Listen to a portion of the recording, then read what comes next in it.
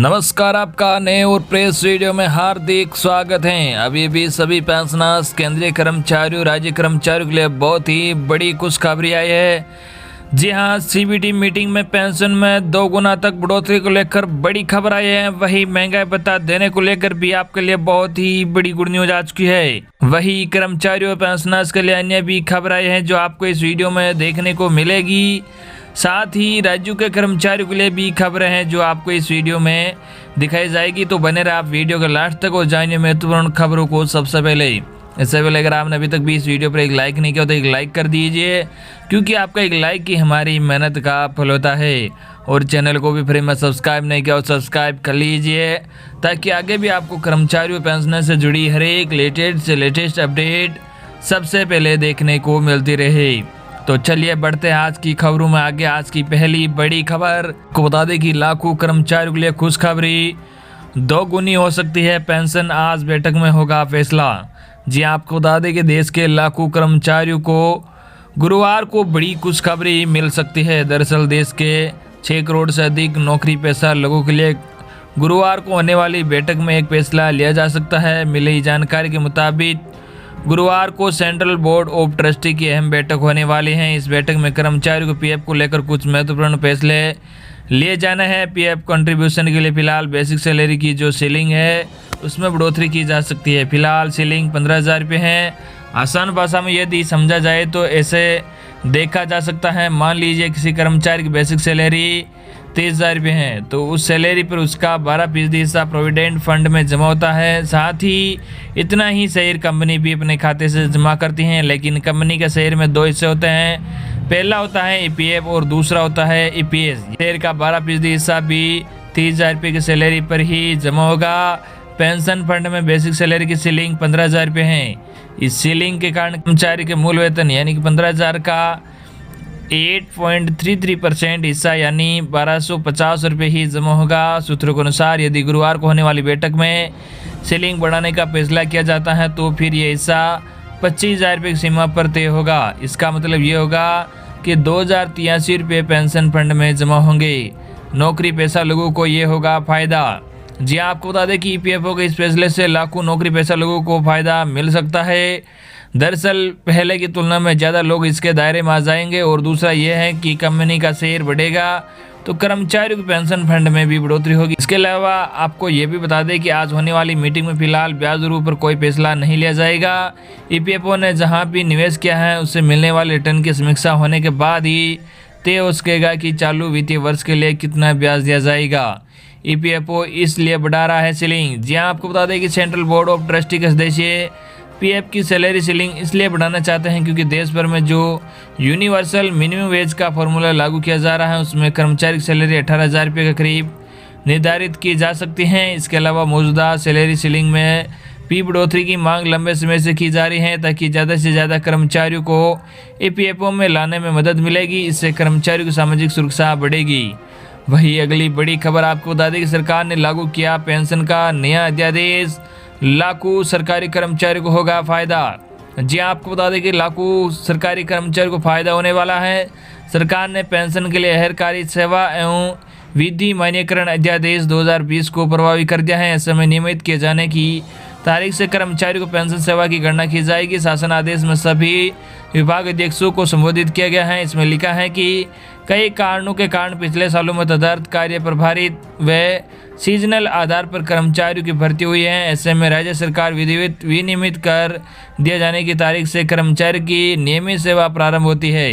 इस प्रकार विनियमितीकरण की तिथि करते हुए रिटायरमेंट लाभ अनुमन्य किए जाते हैं। उत्तर प्रदेश के अपर मुख्य सचिव वित्त एस राधा चौहान ने अध्यादेश लागू होने के बाद संबंधित आदेश मंगलवार को जारी कर दिया है। आदेश में कहा गया है कि सभी प्रकार के वादों में राज्य सरकार की तरफ से दाखिल किए जाने वाले शपथ पत्रों में अध्यादेश की व्यवस्था न्यायालयों में स्पष्ट रूप से जिक्र किया जाए। विभागाध्यक्षों इस प्रकार के मामलों में यूपी पेंशन अहरकारी सेवा एवं विधि मान्यकरण अध्यादेश 2020 को राज्य सरकार की तरफ से प्रतिवाह करने का आधार माने। जिन वादों में शपथ पत्र दाखिल किया जाना चाहिए, साथ ही जिन वादों में आदेश अदालत ने पारित किया है उसमें पुनर्विचार याचिका, विशेष अपील और क्यूरेटिव पिटीशन दाखिल किया जाएगा।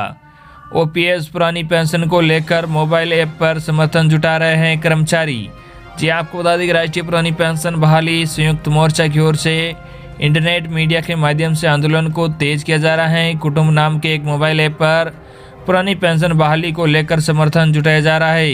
एक सप्ताह के भीतर ही इस ऐप पर करीब 1 लाख कर्मचारी जुड़ गए हैं। मोर्चा के राष्ट्रीय कार्यकारिणी सदस्य आलोक पांडे के नेतृत्व में चल रहे राष्ट्रीय प्रचार अभियान को वृहद स्तर पर विभिन्न प्लेटफॉर्म पर पहुंचाया जा रहा है। बीते 18 फरवरी को संयुक्त मोर्चा की उत्तराखंड टीम ने इस समर्थन मुहिम को इंटरनेट मीडिया के प्लेटफॉर्म पर ले जाने की पहल की है, जिससे देश भर से बेहतरीन प्रतिक्रिया मिली और महज सप्ताह भर में 1 लाख नई पेंशन योजना आच्छादित कर्मचारी इस प्लेटफॉर्म पर जुड़ चुके हैं। प्रतिदिन लगभग 10,000 कर्मचारी इस प्लेटफॉर्म के जरिए पुरानी पेंशन बहाली के लिए संयुक्त मोर्चा से जुड़ रहे हैं। वही अगली बड़ी खबर आपको बता दें कि पेंशन से पहले मेडिकल से आयु का पता लगाएंगे, जानिए इसका क्या होगा असर।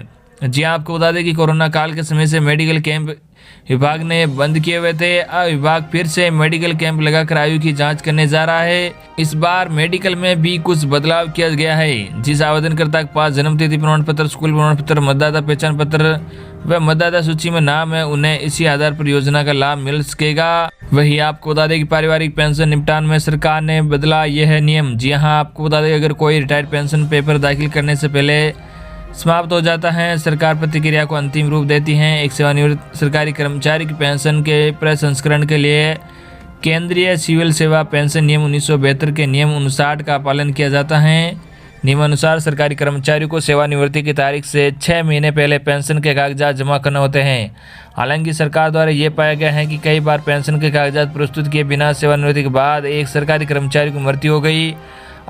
अब सरकार ने एक प्रक्रिया को अंतिम रूप दे दिया है, जिसे मृतक सेवानिवृत्ति सरकारी कर्मचारी के संबंध में पेंशन के प्रसंस्करण और अनुमोदन के लिए अपनाया जा सकता है और उसके या उसके परिवार को पारिवारिक पेंशन की मंजूरी के लिए सरकारी सेवा से सेवानिवृत्त होते ही पेंशन के लिए एक सरकारी कर्मचारी का दावा, इसी तरह पारिवारिक पेंशन के लिए परिवार का दावा सेवा के दौरान या सेवानिवृत्ति के बाद एक सरकारी कर्मचारी की मृत्यु पर अर्जित होता है। लेकिन यदि अवधि के भीतर पेंशन के कागजात प्रस्तुत नहीं किए जाते हैं तो पीपीओ सरकारी कर्मचारी को उनकी सेवानिवृत्ति के बाद जारी नहीं किया जाता है। इससे मृतक सेवानिवृत्त सरकारी कर्मचारी के परिवार के पात्र सदस्यों को पारिवारिक पेंशन स्वीकृत करना भी मुश्किल हो जाता है। इसलिए यह महत्वपूर्ण है कि ऐसी स्थितियों से बचने के लिए पेंशन कागजात जमा करने और संशोधित करने की समय सीमा का सख्ती से पालन किया जाए। वही अगली बड़ी खबर आपको बता दें कि महंगाई भत्ता देने को तैयार हुई सरकार। जी हां, केंद्र सरकार ने अपने 48 लाख कर्मचारियों और 65 लाख पेंशनधारियों के महंगाई भत्ता देने की तैयारी पूरी कर ली है। इस बात के पूरा आसार है कि सरकार डीए की बढ़ी यानी कि 30 से 32% के हिसाब से कर्मचारियों खाते में डालेगी और अब 18 माह का एरियर भी कर्मचारी को मिल जाए, इसके लिए भी प्रयास शुरू किए गए हैं। केंद्रीय कर्मचारी की मांग को लेकर केंद्र से बातचीत कर रहे जेसीएम स्टाफ साइट के राष्ट्रीय परिषद के सचिव और एआईआरएफ के महामंत्री शिव गोपाल मिश्रा जी का कहना है कि डीए की राशि जारी करने के लिए सरकार तैयार हो गई है। कर्मचारी संगठन अब एरियर लेने पर अड़े हैं। केंद्र सरकार और कर्मचारी संगठनों के बीच 2 सप्ताह के भीतर एक उच्च स्तरीय बैठक होने जा रही है। यहीं से केंद्र सरकार के कर्मचारियों और पेंशनरों को उनके चेहरे खिलने वाली खबर मिलेगी। बता दें कि वर्ष 2020 में शुरू में केंद्रीय कैबिनेट ने महंगाई भत्ता 4% बढ़ाने की मंजूरी दी थी, यानी कर्मचारियों का महंगाई भत्ता 17% से बढ़ाकर 21% कर दिया जाना था। केंद्रीय कर्मचारी और पेंशनधारियों इन दोनों को मिलाकर 1 करोड़ से ज़्यादा लोगों को इसका फायदा पहुंचना था। इसके लिए सरकार को अतिरिक्त 14,595 करोड़ रुपये खर्च करने थे। केंद्रीय वित्त राज्य मंत्री अनुराग सिंह ठाकुर ने राज्यसभा में एक लिखित जवाब में बताया था कि मार्च महीने के वेतन के साथ सभी केंद्रीय कर्मचारी पेंशनधारकों को बढ़ी हुई दर से महंगा भत्ता मिलेगा जब तक ये राशि जारी होती है। देश में कोरोना के चलते लॉकडाउन लग गया था। इसके चलते वित्त मंत्रालय ने जून 2021 तक बढ़े हुए डीए व डीआर पर रोक लगा दी थी।